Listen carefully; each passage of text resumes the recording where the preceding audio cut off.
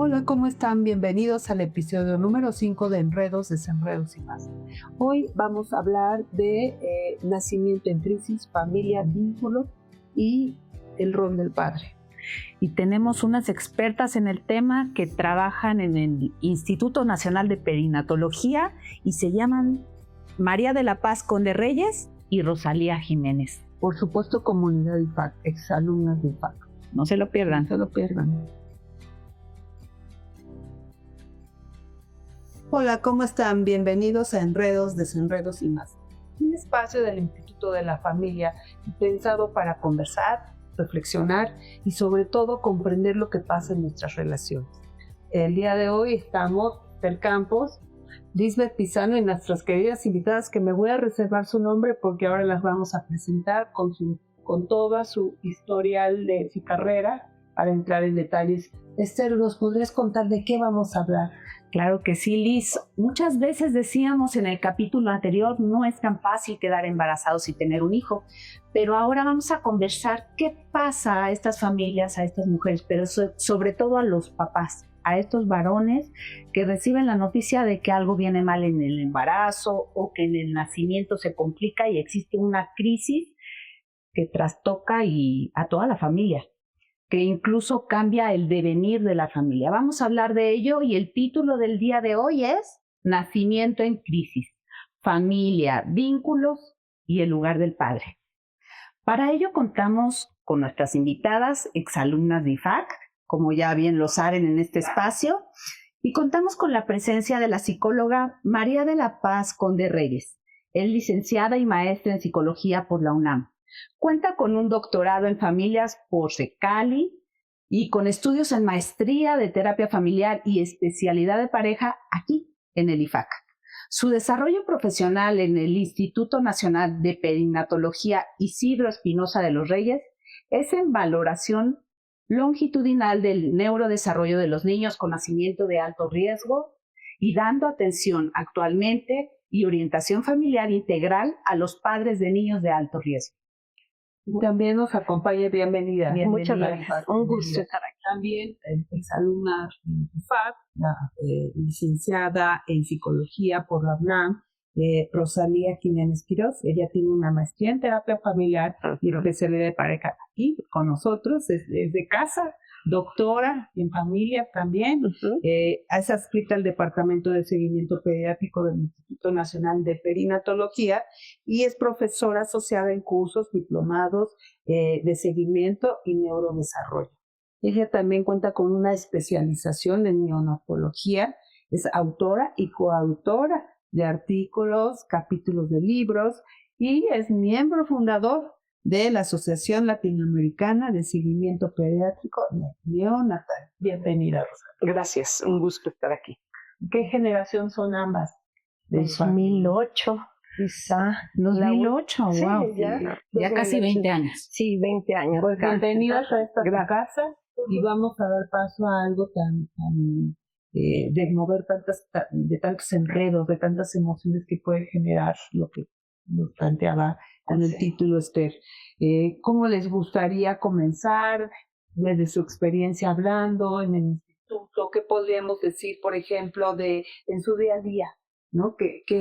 ¿Cómo es que estos momentos de la familia, qué pasa en esta familia cuando reciben la noticia de que el embarazo, cómo lo podríamos decir, no va en buenos términos? Ajá. ¿O cuál es la forma adecuada de decir? Es muy impactante para las familias la noticia. Entonces, y no nada más la noticia, porque reciben la noticia, a veces va a haber mucho conflicto con las familias. Hay ocasiones que los médicos dan la noticia y los papás están tranquilos, pero llega la abuelita, el hermano, y entonces empiezan a complicar, ¿no? A decir si el médico se equivocó, si algo está pasando. Ya después pueden quedarse tranquilos porque están entendidos. El problema es cuando el niño empieza a crecer, la crianza, por toda la secuela emocional que va a generar el nacimiento de alto riesgo. Les queda a los papás como si fuera un trauma. En una ocasión hicimos un grupo focal para hacer una investigación y los niños tenían 15 años ¿sí? Y empezamos la entrevista del momento del embarazo y como si acababan de nacer, lloraban los papás como si... Movía muchas fibras. Sí, eso es algo que es muy importante tomar en cuenta para nosotros en toda la crianza.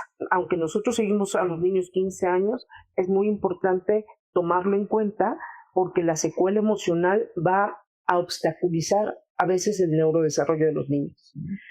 Oye, y qué bueno que lo comentas, es algo que impacta a larga data. O sea, todo el tiempo impacta a la familia y muchos se quedan detenidos en el desarrollo como si fuera el momento diagnóstico o el momento de nacimiento. Pero Maripaz, ¿tú cómo lo vives? ¿Impacta igual a los papás y mamás? Hablando de género, ¿verdad? Hablando de género. Ok, mira, impacta a todos por igual. En realidad el manejo que se haga de la información es lo que hace la diferencia. Impacta a los hijos, a los otros hermanos, impacta a los abuelos, impacta a todo lo que está alrededor de esta mamá, ¿no? En el instituto se incluye muchísimo al papá. Muchas veces las mamás se arrepienten de haber reportadose como solteras porque esto ya no le da la posibilidad al papá real de irse, entonces ya no hay manera y entonces tienen que vivirlo de una manera individual o solitaria. Se ha flexibilizado y gracias a pues, estos cambios se incluye muchísimo, se sensibiliza a las mamás para que den la información real y puede estar el papá presente. De manera general sí vemos que son papás comprometidos, de verdad lo que buscan es estar con la mamá acompañándola en función a que van entendiendo la complejidad del evento que están por presenciar desde el embarazo, ¿no? Les dicen esto no va bien, puede haber complicaciones, podemos hablar de muerte en el momento del nacimiento, podemos hablar del pronóstico reservado, pero los papás varones sí están presentes, tienden a estar presentes, pero lo que sí sucede es que hay una contención muy fuerte de ellos y un rol como de querer proteger a la mamá, ¿no? Claro. Ellos no expresan, ellos esperan básicamente que la mamá decida en general, pero sí hay apoyo. Recién hicimos una estadística y lo que salía es que los papás en el 71% de los casos están presentes. ¿Sí? Es elevadísimo. ¿No? Sí. Entonces es muy importante lo de papá. Sí. En estos casos. Hay de todo. Hay que se espanta porque a lo mejor fue un embarazo no deseado. A veces se van cuando están embarazadas, cuando está todo este proceso, y hay ocasiones en que regresan, ¿sí? Por el interés del niño, todo esto. Pero, por ejemplo, los papás que están muy comprometidos, lo que más les espanta, pues es la posibilidad de muerte tanto del niño como de la pareja, y se comprometen mucho. Más, por ejemplo, cuando son embarazos múltiples, gemelos, trillizos, cuatrillizos, quintillizos, entonces los papás son muy comprometidos, pues, porque lo que más importa ahí sí es como sacar como a los niños adelante, ¿no? Oye, perdón, este tipo de embarazos múltiples tiene que ver con el tipo de reproducción asistida que hoy día los tratamientos de fertilidad se presenta con mayor frecuencia. Actualmente sí está todo ese beneficio, ¿no?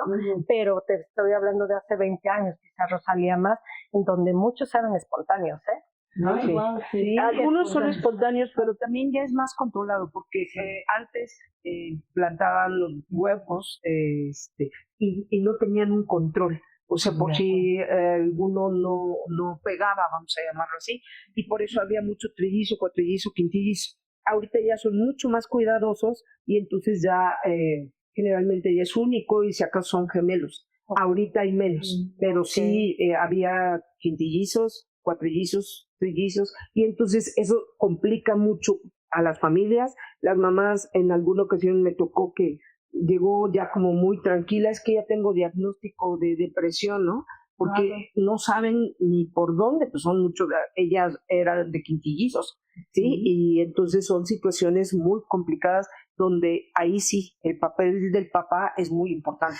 Porque, y perdón que te interrumpa, pero no siempre está el papá, decíamos que el 30% la función paterna en estos casos se debe cubrir, ¿quién la hace? A ver, bueno, platíquenos en su experiencia. Mira, tenemos la mayoría de las familias sí son nucleares, o sea, quizá es algo también que ayuda muchísimo, y en ellas pues el papá sí está presente, sí se involucra, están muy sensibilizados, o sea, después de la experiencia que tuvieron y el impacto, pues se dan cuenta que son unos que tienen que estar vigilados desde las dos áreas, ¿no? Mamá, papá, y entonces sí se involucran. Y nosotros los invitamos, de hecho está restringido desde COVID el ingreso a toda la familia y nada más la mamá y el hijo, pero en nuestra área sí tenemos esa flexibilidad, los invitamos y se sorprenden muchas veces de lo que observan en sus pequeños, en el desarrollo, en las conductas, y ahí es cuando hacen clic y pueden empezar a hacer cambios, ¿no? Que nosotros nos apoyamos en ellos, como para cuando la mamá se le puede complicar, hacer cambios que a lo mejor necesita, por supuesto, el apoyo del papá. ¿Cómo nos podrían contar cómo es el trabajo que llevan dentro del instituto? O sea, ¿ustedes cómo reciben a familias? ¿Cómo dan este seguimiento? Cuéntenos. El Departamento de Seguimiento Pediátrico tiene como ya ciertas protocolos, perfil para que a los niños que van a entrar. Bajo peso, semanas de gestación, o sea, todo perfil. Entonces llegan y todos pertenecen a seguimiento pediátrico y pasan a diferentes servicios. Uno de ellos es psicología. Nosotros los empezamos a ver a partir de que los dan de alta, van a una entrevista y ahí es cuando empezamos a conocer a la familia. Hay ocasiones en que vemos, bueno, principalmente Maripaz es quien los ve, paliativos, ¿sí? O cuando están hospitalizados y sube a ver a los papás en crisis, ¿sí? A ver, platícanos un poquito qué es paliativos para aquellos que no se comprende el término, ¿qué significa? Pues es cuando el pronóstico de vida de los pequeños es reservada, no es compatible en algunos casos con la vida y es reservado en tiempo, a veces dependiendo de qué diagnóstico, puede ser antes incluso del nacimiento, en el nacimiento o posterior. Es algo que sí impacta muchísimo porque pues los papás no esperan eso. Claro, ¿verdad? y ya vienen desgastados, ¿no? Porque desde que les dicen embarazo, de riesgos, y ya cuando llegan contigo, ustedes, claro. ya es cuando ya el bebé ya nació, afortunadamente, ¿no? Se logró la gestación y entonces empieza el trabajo con la familia, pero ya vienen en un estrés postraumático, el primer impacto, ¿no? Ahora vamos de esta crisis de cuando reciben la noticia de que el embarazo viene con complicaciones, y justo son todos los casos que ustedes ven en Cañón. Sí, claro, y que son las secuelas que les van a quedar a los papás para la crianza de los niños. Claro, esto es muy importante porque nosotros, por ejemplo, cuando valoramos a los niños, que es la mayoría, un 70% más o menos, a los 2 años salen bajos. Unas por las morbilidades, pero otras por la crianza. Hay tanto temor de que, o sea, los vieron vulnerables, los sienten frágiles, entonces sobreprotección, mucha sobreprotección, y entonces esto lo que genera es que el niño no tenga un neurodesarrollo de manera adecuada, y mucho tiene que ver el ambiente, porque de alguna otra manera los papás tienen tanto temor que entonces así como que no lo sueltan, como si fueran. Así es, exactamente. Entonces lo que nosotros hemos estado haciendo es hacer terapias de grupo para papás, trabajar con las familias en muchas ocasiones, talleres psicoeducativos para que ellos empiecen como a relajarse. Parte de este trabajo que Maripaz hace cuando sube en la situación de crisis es como empezarlos a involucrar a todo el área psicológica para que cuando lleguen a seguimiento ya entren a grupo y sigan esto. Entonces esto ayuda bastante. Oye, y dinos, no todas las familias requieren lo mismo. No son los mismos diagnósticos, tratamientos, no todas las estructuras son iguales. Hay familias que ya tienen hijos o que van a tener hijos en estos 15 años de seguimiento. Y a ver, digan, cuéntenos. Retomando un poco tu pregunta anterior, decías, ¿qué pasa si no hay papá? ¿No? Pues mucho hablamos de madres solteras, ¿no? Y se hace una dinámica peculiar en relación a la crianza y al cuidado del niño.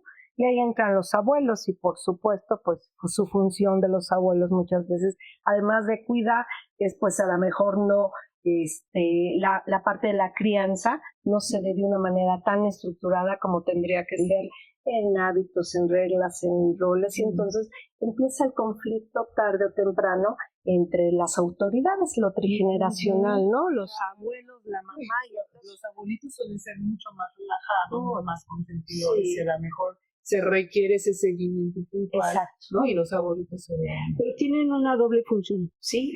Mucho es como esta desaprobación que a veces es trigeneracional, como de, no, es que, no sé, las mamás a veces nos dicen, es que yo quiero ponerle límites, y llega mi mamá o mi papá o un abuelito o paterno y dicen, ¿pero qué no viste cuánto sufrió? Entonces ellos hacen... sabotean, digamos. Exactamente. Pero también está la otra parte, que es todo el apoyo familiar. Entonces, esto es también muy importante para las familias, pero por ejemplo para las, incluso le llamamos dinámica de madre soltera, o que las adolescentes, o sea, este tipo de familias donde los papás son los que dan todo el apoyo, los abuelitos, no las dejan a veces ser mamá, porque sienten que no saben, que no pueden. Sí, entonces entran en todo, pero sí, cuídalos tú, entonces se hace como toda una confusión. Claro, ¿sí? Múltiples autoridades. Efectivamente.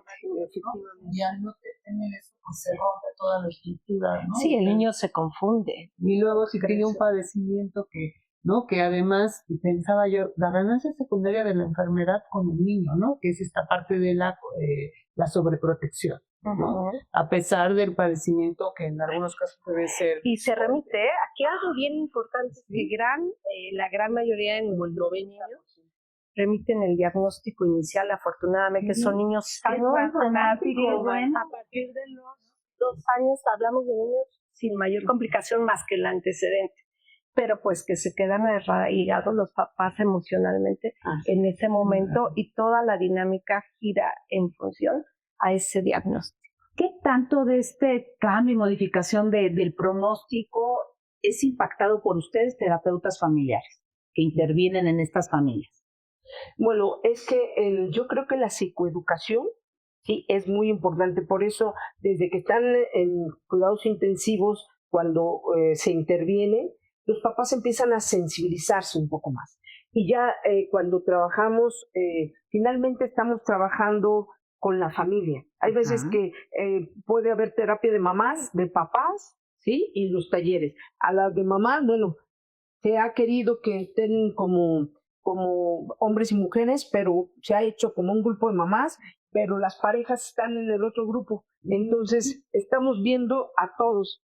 Y cuando se requiere, pues es terapia de pareja cuando hay algún conflicto, o terapia familiar en donde los niños, ya a veces más grandes, hablan todo, porque son niños que están acostumbrados al trabajo, ¿no? Claro, entonces, y desde que son pequeñitos van con estos sentimientos, saben mejorar lo que pasa, sus emociones, que habíamos visto en otros casos, en otros capítulos, la importancia de enseñarle a los niños que no con las emociones. Son niños que están institucionalizados, o sea, saben, digamos, eso también es una ventaja, ¿no? Digamos, dentro de lo malo que pudiera ser el hecho de tener un padecimiento, el acompañamiento que se les da, maravilloso, digamos, en mi parte médica de mi Instituto Nacional de Paleontología, y ustedes como la parte psicológica, ¿no? Incluso, por ejemplo, hacemos terapia de juego cuando vemos alguna situación con los niños, que problemas en la adaptación en la escuela, cosas así, y siempre es como la primera,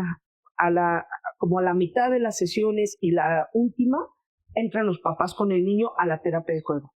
Y es muy interesante porque, hablando de papás, se involucran súper bien, a veces son los que organizan, o sea, bien, es muy interesados cuando están como adheridos, ¿no? Porque hay quien dice no y no se mete, pero generalmente se sensibilizan y participan excelente. Oye, yo sé que es complicado en un instituto integrar a toda la familia, o sea, llamar a los hermanos y a los abuelos, pero ustedes lo hacen, ¿o se puede hacer en este trabajo? Sí, se puede hacer, pero solamente, en la atención paliativa, cuando estamos ya al final de la vida, sí se les ha dado la posibilidad, se hacen ajustes, tienen que tener un criterio para poder ingresar, no entran todos evidentemente al mismo tiempo, pero sí la familia tiene la posibilidad, pensando en que los hermanitos no conocieron ese bebé porque todo el tiempo estuvo internado, sí se les va dando a petición de los papás, ¿no? Y bueno, pues creo que esto es algo que les ayuda a elaborar el duelo de una manera mucho menos dolorosa, tarde o temprano, ¿no? Pero, y también cuando vemos alguna situación, si llamamos a toda la familia, a nosotros, o sea, nos dicen, ustedes entreguen lo que tienen que entregar, todo lo demás hagan lo que quieran. Entonces, así fue como empezamos la terapia de papás, la terapia de grupo, los talleres. Fue como de, sí, todo es un plus, pero lo hacemos porque las personas tienen la necesidad y uno está observando y tienen las ganas, ¿sí? Entonces, se adaptan a veces a todo. Hay veces que los salones están súper chiquitos y entran los papás y los niños a jugar y entran a jugar, ¿no? Entonces, o sea, bien, en realidad cuando se integran bien. Claro, también tenemos desde los papás que dicen, es que los médicos ponen demasiados pretextos o piden demasiado, ¿no? Y no quieren participar. Por eso, para nosotros, el que el papá vaya a la valoración es como que se haga consciente de lo que está pasando. Porque cuando empiezan los niños a trabajar y ven que no quieren, entonces es, a ver, papá, usted... ¿Cómo haces? Y entonces los papás se concientizan de a veces minimizar lo que la mamá está tratando de hacer, y es cuando se empiezan a integrar, ¿sí? Porque hay ocasiones en que está chiquito, déjenlo, ¿sí? Pero ya cuando empiezan a observar este tipo de cosas, se concientizan. Sí, claro. Y ahí el hecho de que hay un grupo especial para varones, para papás. Y entonces acuden y tienen un espacio. Primero como que lo piensan, se choquean un poco cuando se les sugiere, por el tema que sea que se identifique en la consulta, se les da esa opción, y sí, en realidad responde a aquel que realmente no tiene más que ese espacio como de apoyo, y hay respuesta menos. Por supuesto, las mamás están al frente, pero sí se apoyan. En nuestra población sí vemos que estas mamás se apoyan en los papás y los papás responden. Pero es la visión sistémica, ¿no? Absolutamente. Completamente. O sea, al principio la mamá y paciente están, Sí, luego se convierte en niño, ¿no?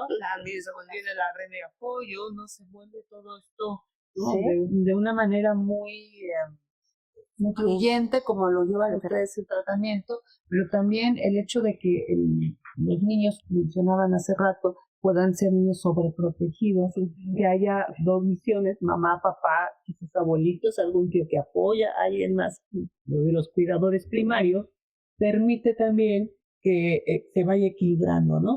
Y esto es muy importante porque hay ocasiones en que las mamás sobreprotegen demasiado, y entonces hay que darle mucha fuerza al papá porque a veces dicen, es que no me deja. No, o sea, a ver, papá, o sea, empieza como a quejarse el papá de que no me deja, y entonces es como trabajamos un poco con la pareja, y entonces esto permite que la mamá también baje un poquito y deje entrar al papá. Y yo creo que esto es importante porque también las mujeres se van sintiendo menos sobrecargadas entre más información y más redes tienen. A ver, hemos hablado de cosas importantes: psicoeducación, acompañamiento profesional especializado, un equipo multidisciplinario, no sobreproteger a los niños. ¿Qué otras cosas podemos ir sintetizando y para ir dando como herramientas y tips a las familias que pasan estos procesos? Yo creo que una buena comunicación, o sea, algo que tratamos de promover mucho en los papás, siempre les decimos, a ver, ustedes van a ser pareja, ¿no? Y si no hay pareja, al rato, ¿qué va a pasar con la familia? Entonces tenemos que cuidar a la pareja, porque a veces en el día a día y en las obligaciones se olvidan de la pareja, de la amistad, de nada más cumplen. Entonces creo que una de las cosas que más tratamos de promover es la comunicación en la pareja, ¿no? El que tengan espacios para ellos, espacios para sus hijos, espacios para la familia, principalmente, porque si no, la pareja empieza a olvidarse por las obligaciones. Perdón, te quité la... No, creo que es bien importante que los papás sepan que los papás varones no se deben de hacer a un lado, porque lo que suele suceder, como dice Rosalía, las mamás acojan, sobreprotegen a los niños, acaparan a los niños, de tal manera que es bien recurrente de verdad que en nuestras familias el colecho mamá e hijo se dé plenamente. Y dice, señor, ¿usted dónde duerme? En el otro cuarto, en el piso, con el otro oído. Y no tienen conciencia, o sea, no tienen en realidad conciencia de lo que está generando, como dice Rosalía, en la pareja, en el niño, y el papá se hace a un lado y lo que hacemos justo es, a ver papá, si este pequeño no se quiere separar de la mamá, pues su función es, usted tiene que entrar, porque si no, no se da los papás, no se da. Y más cuando tenemos un índice, como ustedes lo tienen específicamente en su tratamiento, como lo llevan en todo su programa, de que hay más del 70% de papás presentes. Sí. ¿No? Si les verifica, al contrario, digamos, bueno, los apoyas más en los favoritos, o en alguna otra persona que pueda actuar como cuidador primario, ¿no? Además de la mamá, de apoyo. Pero en este caso, ustedes sí tienen una población, hasta grupo de papás tienen, una de mamás, ¿no? Está increíble. Entonces, por ejemplo, si yo tengo un paciente que sé que tiene un embarazo en riesgo, ¿cómo podría entrar al instituto? Para tener la ventaja de poder tener este programa, no solo médicos que son excelentes profesionales, sino también un acompañamiento terapéutico adecuado. Bueno, ahí sí son las reglas del hospital. Si no tienen, creo que ISSSTE y seguro entran, si llevan, creo que una carta de que es un embarazo de alto riesgo. Y tienen un acompañamiento muy bueno desde el embarazo, ¿sí? Y ya después, no todos los niños que nacen en perinatología entran al seguimiento pediátrico, es con ciertas características, pero es ahí donde ya los retomamos y hay un acompañamiento, no nada más de psicología, como bien comentaste, multidisciplinario por 15 años. Entonces, Y aquellos niños que nacieron en otros hospitales pero tuvieron complicaciones médicas al nacer, ¿también pueden ser candidatos para este acompañamiento? No dentro del instituto. ¿Y qué pueden recomendar para esas familias? bueno, a veces están los otros hospitales, por ejemplo, el Federico Gómez, que ahí sí captan a todos los niños, me parece. ¿Sí? O Español también. sí, o centros de salud, porque a veces en los centros de salud hay psicólogo, entonces es como dar De manera privada. ¿Qué recomiendan ustedes que son especialistas? bueno, pues a lo mejor un seguimiento, o sea, eso es lo que se ha buscado desde hace mucho tiempo, un seguimiento de que se valore de repente a los niños, ¿sí? Porque ahí se puede ver muy bien la crianza. Yo, una de las cosas que más defiendo creo que es la crianza.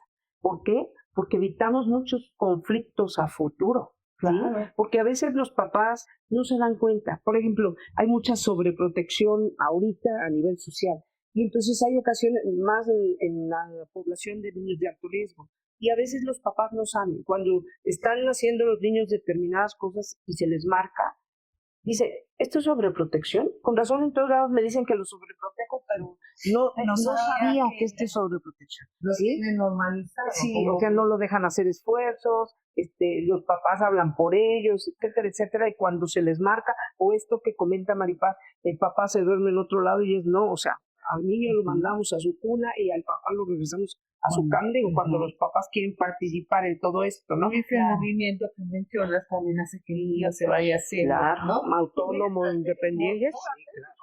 El niño también le vamos dando esa posibilidad de no sentirse vulnerable, ¿no? Que vayan también tomando esta conciencia de que él solo puede ser cosas. Seguramente también vive en busca de la mamá o de los cuidadores. Absolutamente, y es parte de lo que necesitamos hacer, porque son niños que ya de por sí los papás los ven vulnerables. Hay niños que a lo mejor, o sea, como bien el 90% ya son familias normales, pero hay algunos que pueden tener alguna secuela y los papás lo sobreprotegen más. Y esto, cuando hay hermanos, es todavía más complicado, porque como el niño está centralizado, los hermanos a veces se olvidan. Claro. Es como si los hermanos estuvieran buscando una enfermedad para que entonces sean vivos. Sí, claro. Eso es lo que tenemos que cuidar.